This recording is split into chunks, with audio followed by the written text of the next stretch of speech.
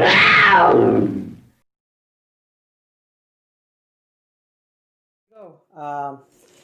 welcome to another episode of What's in the Box from Beat the Scalpers. As always, I'm Louis, or Louis, as everybody knows me. And I was surprised before going to work today with a few boxes on the doorstep before I left. I knew they were coming. It's just a matter of, how early they showed up. I left around 9:30 this morning, and they were already there. I was expecting them on the way home. So let's start up real quick. And this is not exactly a toy, but this is something I've been waiting for a few weeks because it was back ordered. I ordered this along with the Fanatics exclusive Michael Jordan Funko Pop, which is him in the old Bulls warm-ups, like the 80s and 90s, late 80s and 90s Bulls warm-ups. And this was the other part of the shipment, which got back ordered. Let's find out what this is. There we go. Sorry for the noise. These are the Foco face coverings or face masks. Giants edition face masks. It's like 3 different designs for the Giants. Yeah, I mean, obviously they're back ordered because it's football season. Everybody wants, face coverings to go with their jerseys or their hoodies or their uniforms. Who knows?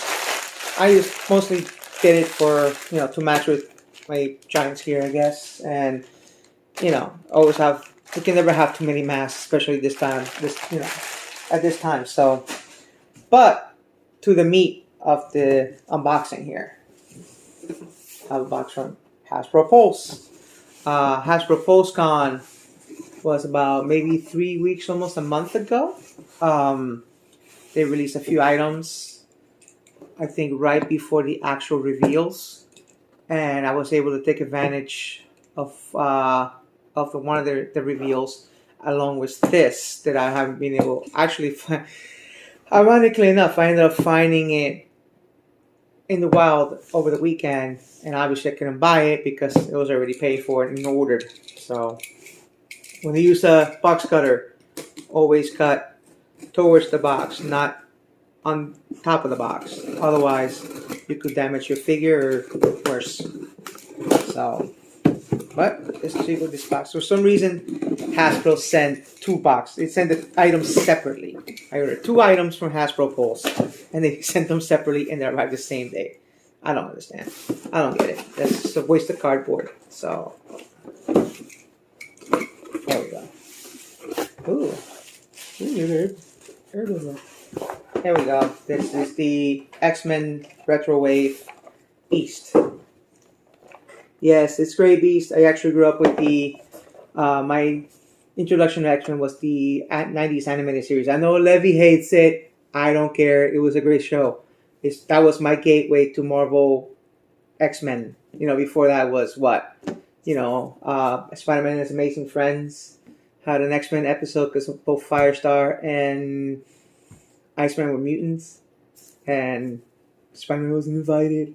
I vaguely remember that episode, but until then, it was this, And I know it's gray, not blue like in the animated series, but the blue version that was on, I don't remember, the Build-A-Figure Wave.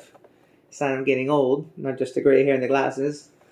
I forgot the name of that wave, but he's really, really hard to find. He's really expensive. I think on average, mint in box is like $80 to $100 for a $20 figure. I don't. This show is called Beat the Scalpers, not Feet the Scalpers. So secondary market value is way to the roof. So I decided just to it's my collection, it's my X-Men. I'll do what I want, and I went with the Great Beast. Plus, he has the more happier face sculpt, in addition to the same face sculpt that the Blue Beast had, which was an angrier face, but he has the more civil and subtle face that we know with Beast when it comes to having, he's a little more of an intellectual. He's not just an angry, big juggernaut type of guy. He's an intellectual. He reads books and stuff. Sorry, my bad. Long day.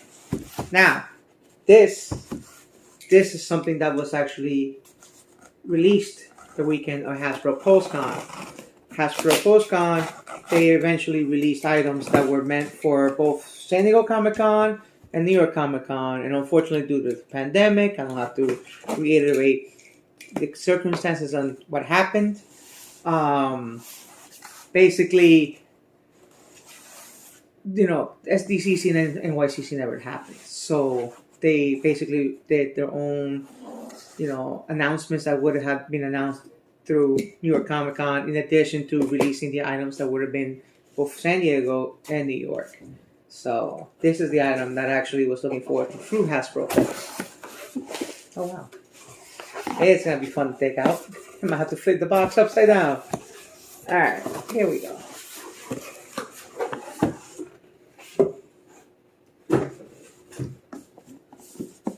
This is the Ghostbusters Plasma series.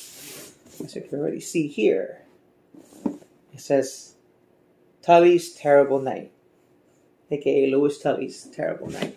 It has a slip cover on it, which is pretty cool. But this is the item in question. This is Louis Tully being chased by a terror dog. Alright, who brought the dog? I needed to get this not just because his name is Louis, he actually completes the terror dogs. I don't know if you can see him from here to my right. Well, my right, your left. The Ghostbusters Plasma series. Let's see if I can flip this a little bit. You see it right there. And yes, Geek Dad Life, there's my surviving Ghostbusters Ecto 1 right on display. Right there. So, this will complete the setup. I have the whole first wave of the Plasma series. And now they're exclusive. I have both Terror Dogs, the Keymaster, and the Gatekeeper. The Gatekeeper's up there. Here's the Keymaster. So, I will have them. I did pre-order the Ecto 1 because it's not in scale with the figures. That's the main reason why. I mean, come on.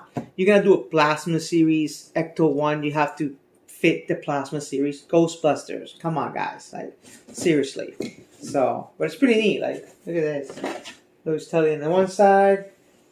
And it has the same kind of like packaging as the rest of the Plasma series, along with it's the same thing as it is in the box as well. Right here. See, there's Louis being chased by the terror dog.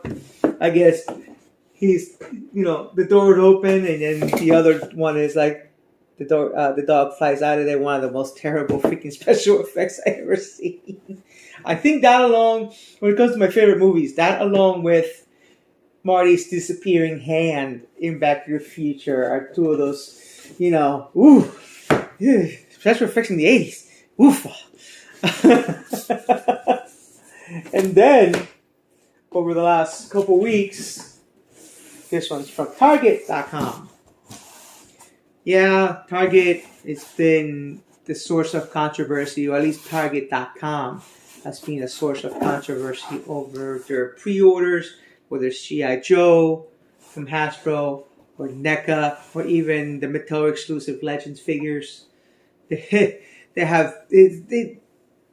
have lost a lot of fans in the collecting community because of their crappy .com service. Items going out of stock within seconds, or orders being canceled, stuff like that. Luckily, this came on live through, I think NECA themselves actually posted it on their Twitter. I cannot recall, but I think it turns out they sold out within 25 minutes, which is, listen, compared to seconds, everybody who wanted their item, they actually got it. So it's getting better. At least NECA seems to be giving a crap. There you go, Hasbro, Mattel. Huh? Take notes. I know it's not just you guys. I mean, Target's also just as guilty, if not more. At least NECA's taken the steps to rectify a few things, because they've done whole week pre-orders, which I already have 2, actually technically 3. two that were two that were exclusive to them, and the one that was a Target exclusive that they re-released as a 1 week pre-order, which was Slash and Leatherhead, which I have yet to get any notification from NECA as of yet. Nobody has. I think it might be the end of this month, early next month, when they start shipping those out.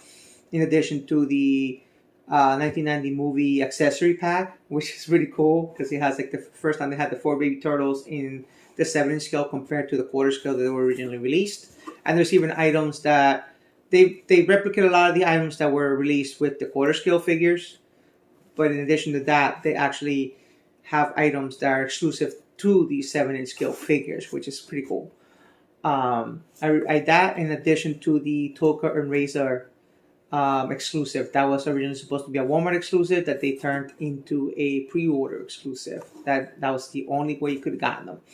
I put in right there. I literally placed my pre-order at 12:01 a.m. I happened to be awake at midnight that Friday morning, and it placed my pre-order. So that's also coming in, I think, more like late November, early December.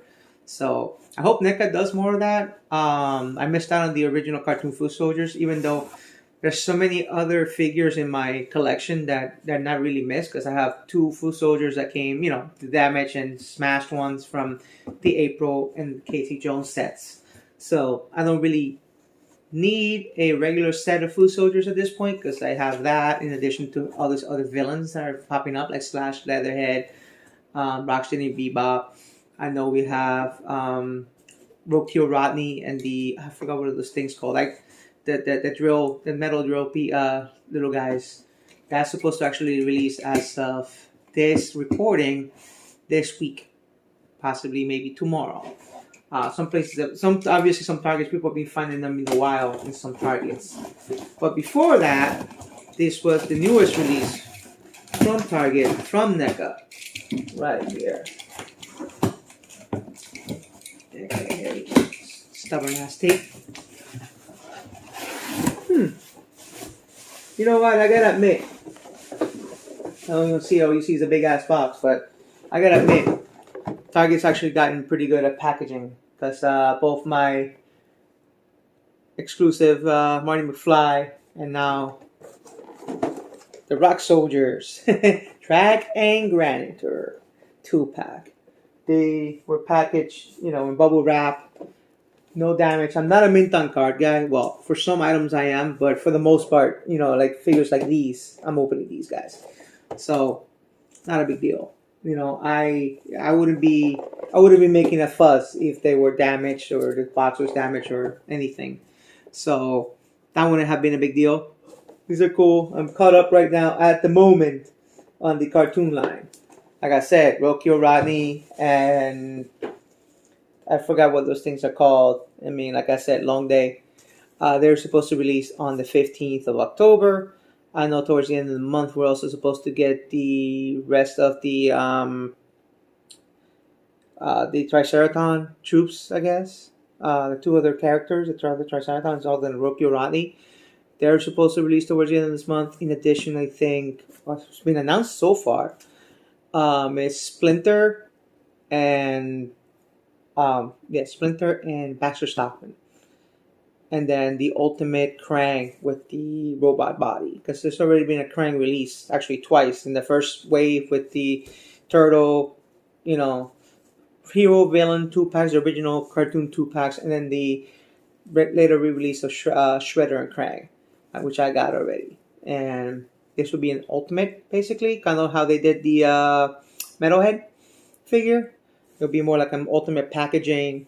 I think it's gonna be 40 compared to the usual Ultimate Edition figures or Ultimate figures from NECA are $29.99. But I think by the size of him, it may be actually be $39.99. Don't quote me. I don't work for NECA, so not really certain about that. But he's the next. I think those are the next announced releases. I know eventually they're gonna release Muckman, Mondo Gecko.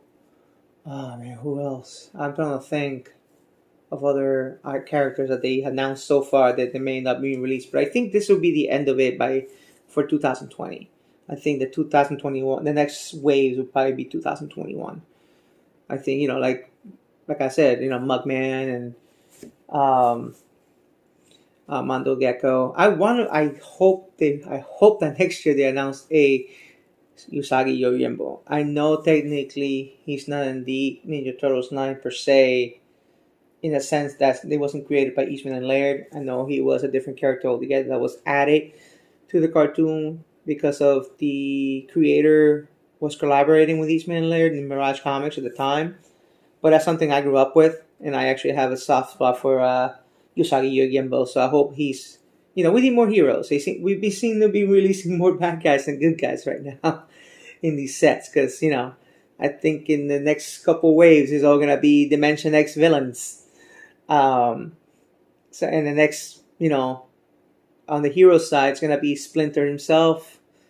So hopefully they release a couple more good guys now in this set, and looking forward to what they can announce about the movie line, and I'm definitely looking forward to more Back to the Future announcements.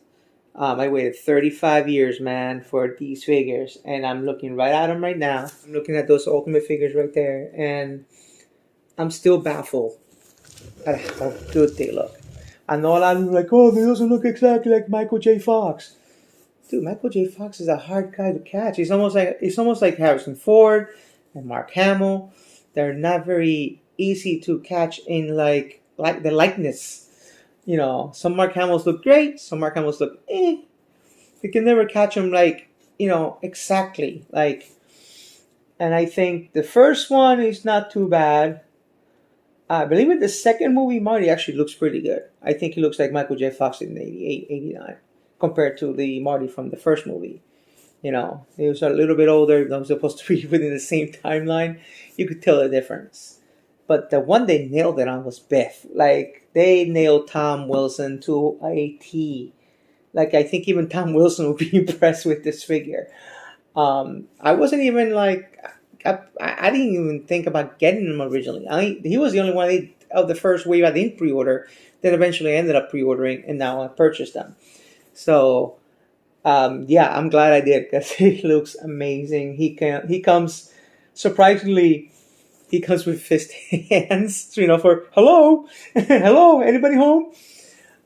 He comes with that stuff, and yeah, and he obviously comes with the almanac because he's supposed to be based on young Biff from the second movie, where old Biff, spoiler alert for a 35-year-old movie, hands the book to himself in order to, gain knowledge of future events. He comes with the Gray Sports Almanac. That's actually the box. It looks like a replica of the cover of the Gray Sports Almanac. He comes with that. But he also comes with the estimate receipt from Western Auto, which is amazing. The details on it are insane. And he comes with a flyer for the Enchantment of the Sea Dance. That's happening that very night. And a safe. Put it in a safe. No, you don't have a safe. Get a safe. Yeah, randomly quoting Back to the Future and Ghostbusters lines. But yeah, I'm impressed with it. I can't wait for the 1955 doc to come through. I hope they release eventually a 2015 doc, a 1985 doc. Basically, every variation of Doc and Marty that they could put through this line, they have to. Come on. You know how many different versions of these characters they actually worked through the 3 movies, plus other auxiliary characters. I mean, shit, who doesn't want a young Lorraine? Who doesn't want a Clara? Who doesn't want, a Griff, a old Biff? Come on, you look at alternate 1985 Biff. Doesn't look like our Korean Presidente. Definitely, I mean, you asked Bob Gale, he was loosely based on Mr. Trump. I hope they released him as an Ultimate figure. I have him as a reaction figure through Super 7. I hope they released him. I hope they release. They have to release Mad Dog. They have to release Buford Tannen. I mean, come on. You have to release the Old West guys. Heck, I would take. Like I said, I'm a sucker for anything Back to the Future. I mean, I already pre-ordered Gigawatt. Yeah, I pre-ordered the Transformer DeLorean. It's not the original release that sold in minutes through Walmart.com. That was a Walmart exclusive that it was released on 1,985 pieces. That was I guess it's the mass release. and I think it looks better because I wasn't a fan of the windshield. If you look at the original release, you could see the inner workings of the robot in the windshield. This one, the windshield's dark, kind of more like akin to like a G1 Transformer look to them. So yeah, I definitely pre-ordered them through Target.com. Supposed to be 2021 release. So yeah, he'd be my second Transformer. I know, nowhere near where Levi, Mike, and Jet are. The other one will be Power of the Prime, Optimus Prime, right up there, because it's part of my childhood. So, I wasn't into Transformers like everybody else has been. I can't name you anybody outside of the usual Optimus Prime, Megatron, Starscream, Bumblebee, those types. You know what I mean? Outside of that main cast, once you get past those, like maybe first 10 guys combined between the Autobots and Decepticons, I can't do it. I played with figures. I mean, my friends had those. I never owned a Transformer until I got an Optimus Prime up there. I never was into it like that. I mean, I know there's a lot of Transformer fans. I mean, don't get me wrong, it's great. Transforming robots. Who doesn't fucking love that? But my focus, I mean, my main line as a kid was Masters of the Universe. And then from Masters of the Universe, I went to Superpowers. And from Superpowers, I think I went to Thundercats. And from Thundercats to Real Ghostbusters and Teenage Mutant Ninja Turtles. And then and along with, I like Hot Wheels die-cast cars, Matchbox cars. And, then later on, Micro Machines. So basically, when it came to action figures, I was more of a, figure type versus a robot type. And, even RoboCop, I think I had a couple of RoboCop figures. And I think the last figures I had as a kid, as I was already in high school, when this release, was the Terminator 2 figures, or the Terminator, not long after Terminator 2 came out, which actually I have down here. I have my Childhood Survivor T800, and I have the NECA tribute to that particular T800 behind them, because I thought it was cool to have both the original and the like, don't mess with me and my son ever again. Oh, kidding. But those two guys, I have them in there, and then obviously I have both the, I think it's Police Assault Terminator from the first Terminator movie, and I have the Terminator 2 T800 as well.